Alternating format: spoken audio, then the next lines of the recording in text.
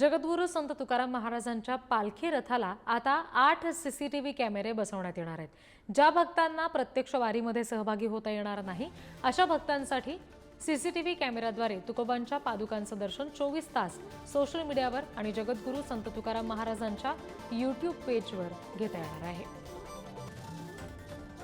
या सगळ्या संदर्भात आणखी तपशील देत आहेत आमचे प्रतिनिधी सागर शिंदे।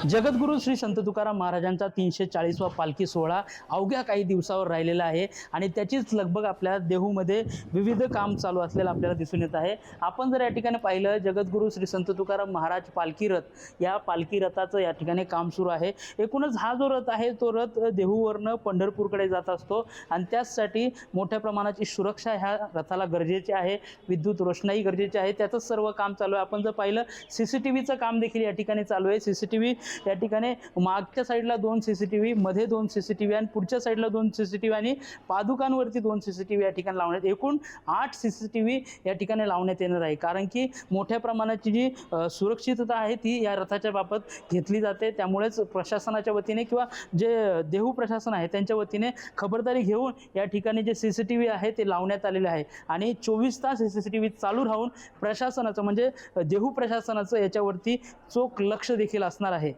पुढारी न्यूजसाठी मी सागर शिंदे, देहू।